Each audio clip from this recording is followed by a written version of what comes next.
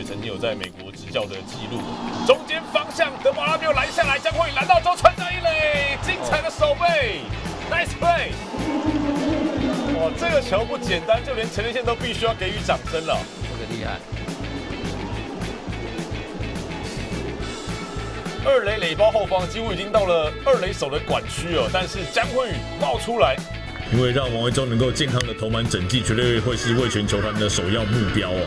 赫里拉这个球掉在了中间方向，林敬凯背对的球完成了接杀 ，nice play。这个弱点的判断没话讲哦，看起来接的还蛮轻松的哦，就像是背后长了眼睛一样。太好了。其实退的距离应该蛮长的。林敬凯如果没有接到的话，那陈连线跟李安可应该也都没机会了。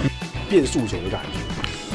这球打得不错，在中间方向的平飞球扑下去就到了。张志豪这一次美技守备，大吼一声啊，碎啦！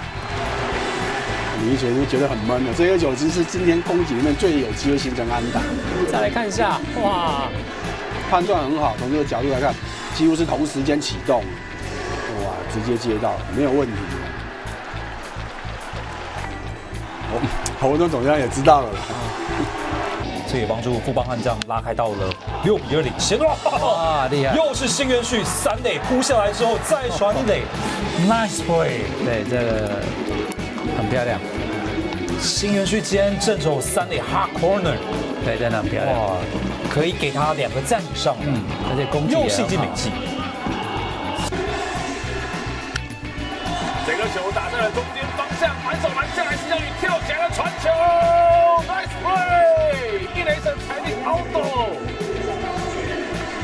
哇，这颗球应该比前半段攀中的难度还要来得更高哦。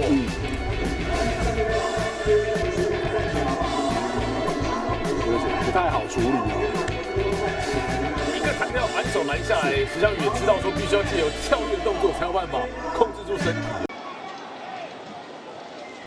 打第一个角角出棒，哇，这个球还在飞吗？看看这个距离啊，大满贯，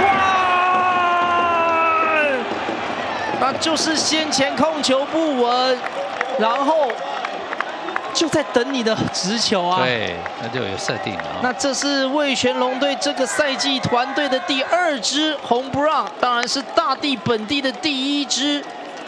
是一支大满贯，瞬间呢就把差距呢给拉开。这个完全被咬中了哈，设定好了哈。那曾豪呢，看得出来他这场比赛前面那一支安打也让他有很大的一个信心的提升啊。